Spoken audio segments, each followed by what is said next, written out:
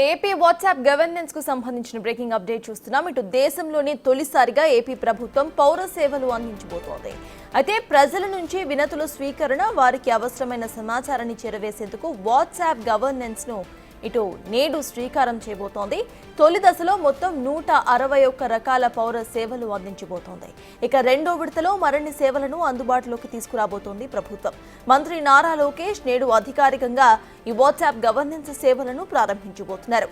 తొలి విడతలో దేవాదాయ, ఇంధన, ఏపీఎస్ఆర్టీసీ, రెవెన్యూ, మున్సిపల్ తదితర శాఖల్లో ఈ సేవలు మొదలవుతాయి.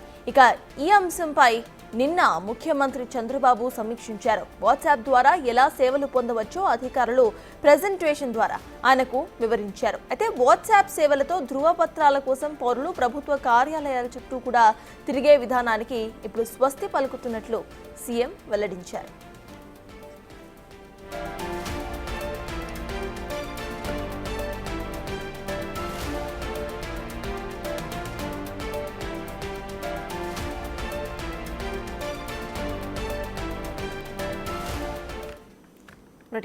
వాట్సాప్ సర్వీసింగ్ కు సంబంధించిన పూర్తి డీటెయిల్స్ మా ప్రతినిధి శివ అందిస్తారు. శివ, చెప్పండి, ఇవాళే ఈ గవర్నెన్స్ అనేది స్టార్ట్ అవ్వబోతున్నట్టుగా తెలుస్తోంది. అసలు అప్డేట్స్ ఏంటి?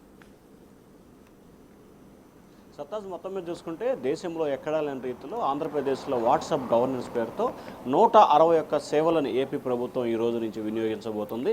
వాట్సాప్కు సంబంధించి ఈ సేవలు వినియోగించబోతుంది. వాట్సాప్లో ఏ రకంగా అయితే చాటింగ్ కానీ, కాల్ కానీ, లేకపోతే మనీ ట్రాన్స్ఫర్ని ఏ రకంగా జరుగుతుందో తాజాగా ఈ సేవలకు సంబంధించి కూడా వాట్సాప్ మెటా కంపెనీతో ఏపీ ప్రభుత్వం ఎంఓయూ చేసుకుంది. దీనిలో భాగంగా మొదటి విడత దేవాదాయ, ధర్మాదాయ శాఖ, హోటల్స్, రూములు, టికెట్లు, ఆన్లైన్ దర్శనం, అలాగే విద్యుత్ బిల్లులకు సంబంధించి చెల్లింపులు, అలాగే ప్రధానంగా చూసుకుంటే క్యాస్ట్, ఇన్కమ్, డెత్ సర్టిఫికెట్ల అంశానికి సంబంధించి మిగిలిన వాటికి సంబంధించి కూడా రెండో విడతలో చేపట్టాలని భావిస్తూ ఉన్నారు. మొదటి విడతగా 161 సేవలను వినియోగించాలని చెప్పి కూడా ఏపీ ప్రభుత్వం భావిస్తూ ఉంది.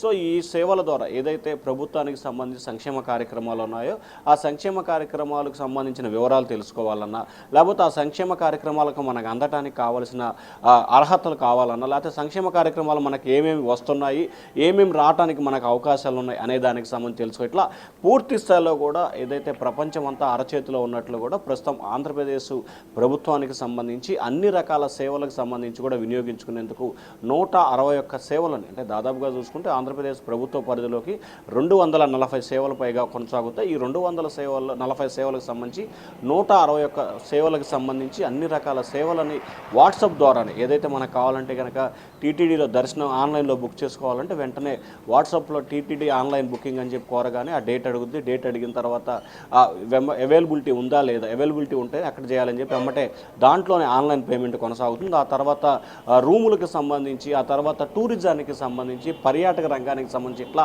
అన్ని రకాల విభాగాలకు సంబంధించి కూడా వాట్సాప్ సేవలు వినియోగించబోతుంది. సో ఎక్కడ ఎటువంటి సాంకేతికంగా కూడా ఇబ్బందులు తలెత్తకుండా ప్రభుత్వం ఈ కార్యక్రమానికి శ్రీకారం చుడుతుంది. ఈరోజు ఉదయం మధ్యాహ్నం 12:30 సమయంలో ఆంధ్రప్రదేశ్ ఐటీ శాఖ మంత్రి నారా లోకేష్ కూడా ఈ కార్యక్రమాన్ని ఆయన నివాసం, అంటే ముఖ్యమంత్రి క్యాంపు కార్యాలయంలో ఈ కార్యక్రమాన్ని అధికారికంగా లాంఛనంగా ప్రారంభించబోతున్నారు. ఈ అంశానికి సంబంధించి నిన్న సీఎం చంద్రబాబు కూడా సచివాలయంలో సుదీర్ఘంగా కసరత్తు సమీక్షా సమావేశం చేశారు. దీంతో పాటుగా ఏదైతే డెత్, క్యాస్ట్, ఇన్కమ్, రెసిడెన్సీ సర్టిఫికేట్ల కోసం తహసీల్దార్ కార్యాలయం చుట్టూ కానీ లేకపోతే గ్రామ సచివాలయం చుట్టూ కానీ తిరిగే అవకాశం లేకుండా అరచేతిలోనే కావాల్సిన సమాచారం తెచ్చుకునే విధంగా, దాంట్లో డేటా కోరే విధంగా సౌకర్యాలు కల్పించాలి.